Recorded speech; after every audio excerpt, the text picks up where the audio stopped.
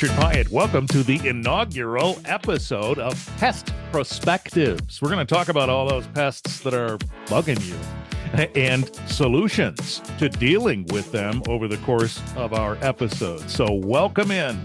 Tony Sorrentino is with us from PEST Pros of Michigan, here to talk a little bit about mice today. Tony is an associate certified entomologist and the director of business development at PEST Pros. Hi, Tony.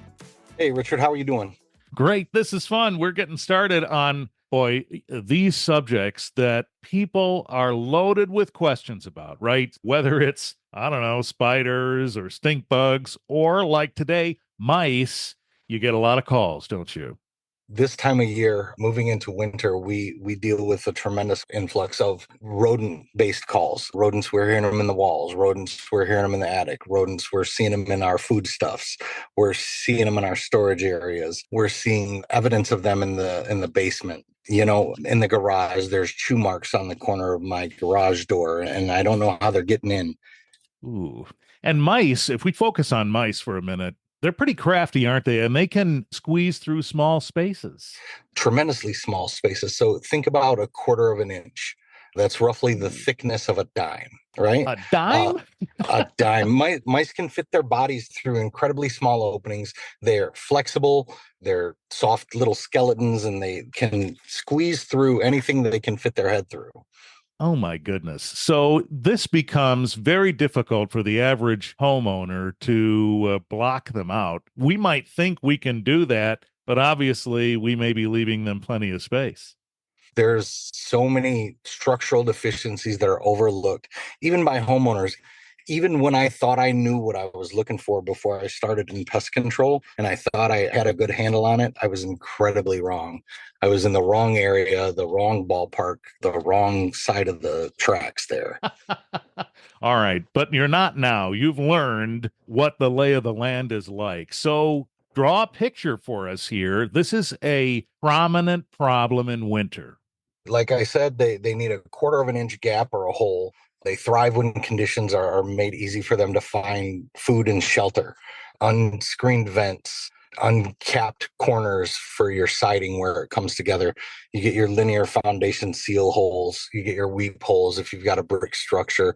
You've got your garage doors. All of those vulnerabilities, we take a look at all of that, and we take a holistic approach from the foundation to the roof vent, the ridge vent on the spine of the roof. Mm-hmm. And we're going to figure out what's happening, what's the best course of action, and how we're going to move forward to secure your property.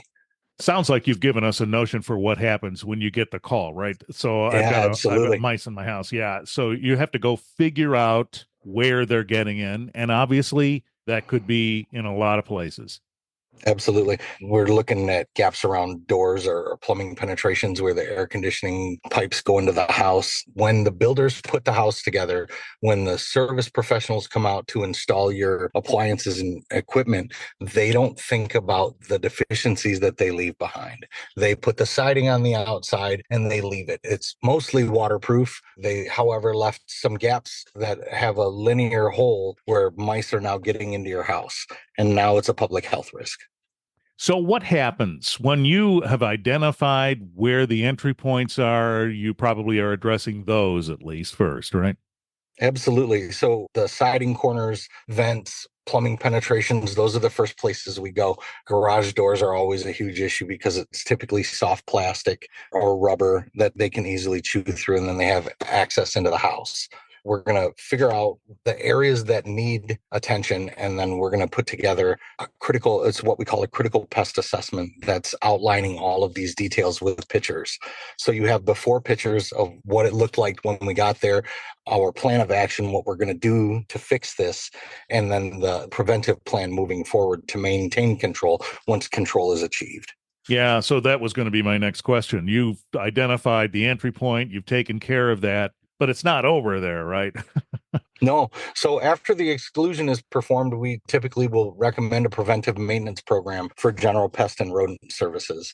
And that covers you for broad spectrum pest control, everything we were talking about before we started talking about mice, your stink bugs, your box elders, your spiders, your stinging insects, your crawling arthropods, your ants, your centipedes, your beetles, All of that is covered by the general pest service. And then your rodent service covers you for exterior rodent maintenance. And once we maintain control, seal off the entry points, we control the population from the outside. Okay. So what if there's some still inside after you seal up the entry points? So the initial service sets us up where we're going to come out and set numerous snap traps in secure areas where they're not going to be accessible by pets or children.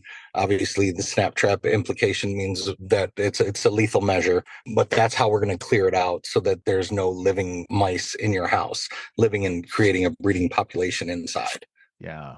And you made a really key statement there. It's in places where the residents don't have access. Absolutely. Yeah. That's going to be like in the attic, in the crawl space, in the basement along the sill plate, mechanical rooms.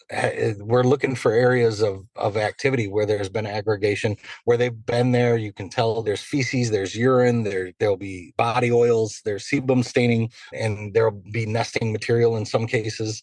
And insulation in the sill plate, you'll see the peekaboo holes where they're traveling through the insulation. And there's a lot to effective rodent control. Yeah. So this elimination happens fairly quickly. Within the first 5 days, we've done 2 trap checks to clear out and reset the snaps at your house. Mhm. And then we're going to work on the exclusion and any of the other measures that may be necessary, as correcting conducive conditions, trees hanging over, sealing gaps, cracks, and crevices, clearing up clutter around the interior areas so you can kind of monitor better and make sure that everything's under control. Mm-hmm.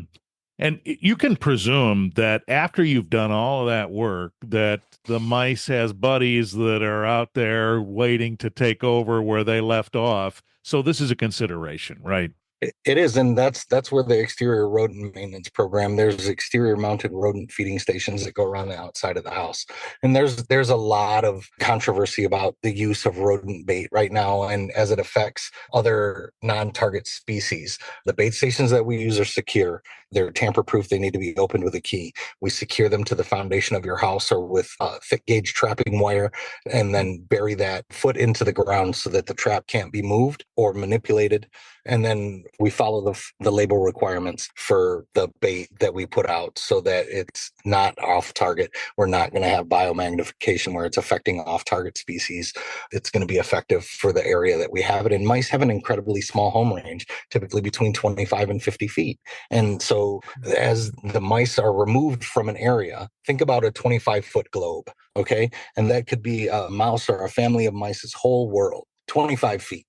Wow. And if they're removed from that, eventually other rodents will push into their area. They'll come in to repopulate because it's unused space. And in nature, no niche goes underexploited, right? Wow. So what we come up with is that as they come back in to repopulate, once we've cleared out the areas of concern around your house, the bait stations are still in place to maintain the population from the outside. Because as they come back up to re-enter into the house where we've excluded, the body oils are still there. It's called sebum, and it's loaded with pheromones, and it's like a flashing neon light to these mice. And they come running up to it, and they're like, "Oh, this is Richard's house. This is a good place. You can tell. We can go over here." And they It's go like up a Google review or something. they want to knock on the door and come on in. We close that door. So now they're going to run along the foundation to try and find another gap. And what do we run into? Exterior mounted rodent feeding station. Now we're working on control. Yeah. And it sounds like you've thought about, you've done your homework about keeping other animals out of there. Yes, sir. So pet safety and environmental safety is one of our highest priorities. Personal pet safety. I have pets, I have cats, I have dogs, I have kids. I care about all of them deeply, and I would be remiss to say that I could just willy-nilly randomly throw around, targeted pesticide or rodenticide and not have any environmental impact. We take a great deal of time and training to ensure that our technicians are fully versed and understand the requirements of the label, the requirements of the site, and the requirements of each individual property that we service. Mm-hmm. So is Michigan any different than any other cold weather state as it relates to mice? I mean, I presume that everywhere it's cold, mice find it more difficult to stay warm and eat over the course of the cold weather months, and so they want to come in. Are we special somehow in Michigan? No, so just from I know owner operators from across the United States in different regions and northern regions, southern regions, some of the stuff that goes on down in Mississippi or New Mexico or Louisiana or Texas. I'm so grateful that we're in Michigan. The mice are doing what mice do. They're trying to survive. Yeah. And unfortunately, I can't allow it where we live. I just can't.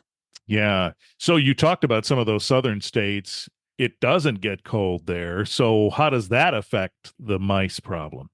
Kalamazoo, Southwest Michigan doesn't have an extremely high population of rats. So in southern states like Florida, Louisiana, Texas, they deal with structure infesting rats.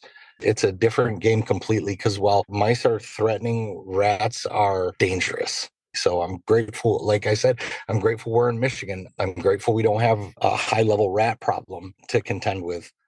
You'd have even more business to keep up with. Oh, man. Maybe not your favorite. I'll do it. I just don't have a lot of experience with it yet. Yeah, well, we're grateful that you'll do it. I'll tell you that. So, are mice, are they dangerous? Do they have disease? So I don't ever want to sell fear, but there is a public health risk that's associated with Yeah. rodent and human interaction. There are known viruses. The hantavirus is one of them. I think that's in the white-footed mouse. And we have those in Kalamazoo in Southwest Michigan. We have deer mice. We have field mice. We have house mice. There's a bunch of different kinds of mice.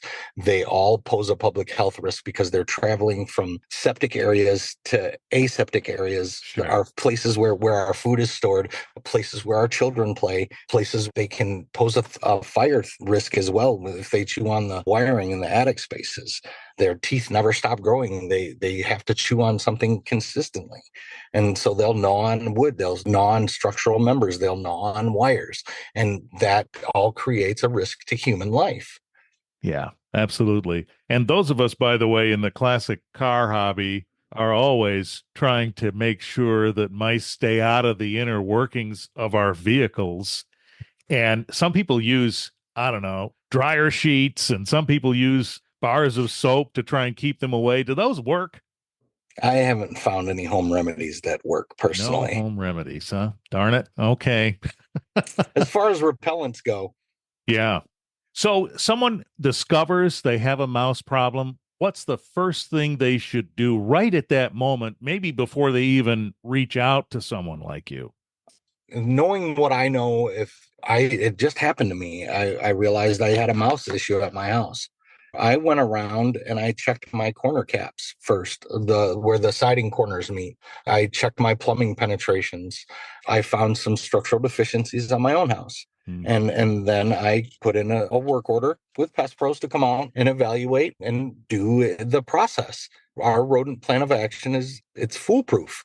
It starts at the top. We're going to come out. We're going to do an evaluation. We're going to identify structural deficiencies. We're going to set traps. We're going to set bait stations. And then we're going to perform the exclusion. And it was foolproof. I haven't seen a mouse in my house in over a year since that happened.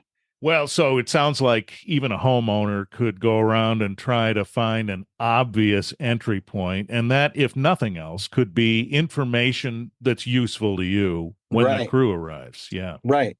I can't stress it enough. I know that rodenticide is sold at some of the big box hardware stores like Lowe's or Menards.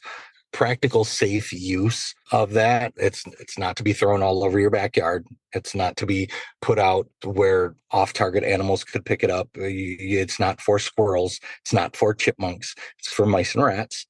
And misuse of it is causing a serious issue with ecological impact. Yeah.